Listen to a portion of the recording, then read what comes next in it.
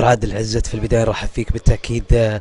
حضور الرجل الأول وقائد هذه الأمة خادم الحرمين الشريفين الملك سلمان بن عبد العزيز هو أكبر تشريف بالتأكيد للاتحاد السعودي وللشباب السعودي. كيف ترى هذا النهائي بحضور أبو فهد؟ اللهم لك الحمد على الختام الجميل لموسمنا، وأجمل ما في هذا الختام هو حضور سيدي خادم الحرمين الشريفين وتشريفه لنا كرياضيين، حضوره بين أبنائه وتكريم الفرق. اليوم الفريقين كلهم تم تكريمهم لأنهم حظيوا بالسلام على سيدي خادم الحرمين الشريفين. صحيح فاز الهلال، لم يخسر الأهلي. نتيجة المباراة كانت 3-2، لكنها المباراة كانت جميلة فيها تنافس وندية وأخوة، ورأينا جو جميل ومبهج صراحة بين الجماهير وبين اللاعبين، وختام مميز الحمد لله لموسم مميز.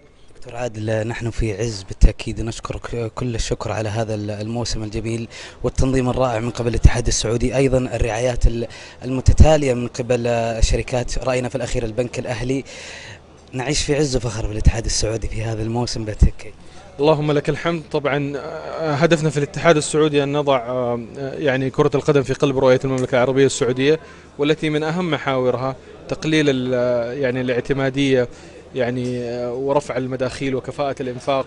وبالتالي احنا نسعى الى تقنين مصاريفنا ويكون عندنا في كفاءة في انفاقنا ورفع مداخيلنا. لن يتم رفع المداخيل الا من خلال شراكات زي اللي ابرمت اليوم مع البنك الاهلي التجاري، وحيكون ان شاء الله في المزيد. يعني وقعنا 6 شراكات الان، قدامنا فترة جيدة حيكون في المزيد من الشراكات نرفع فيها مداخيلنا ان شاء الله. المنتخب السعودي والاستحقاق القادم، انتهاء الموسم الرياضي بالتأكيد للأندية، الآن ندخل في يعني مجال المنتخب السعودي والمباراة المقبلة بالتأكيد صعبة. أنت كيف تراه وأنت رئيس لهذا الاتحاد؟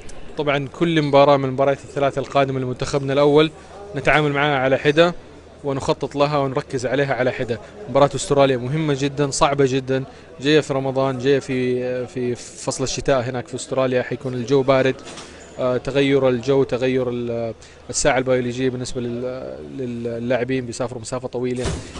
ففي معسكر هناك حيكون لمدة تقريبا 8 أيام حتى يركز اللاعبين ويدخلوا في أجواء الأسترالية ويتعودوا على أرضية الملعب وعلى الأجواء هناك.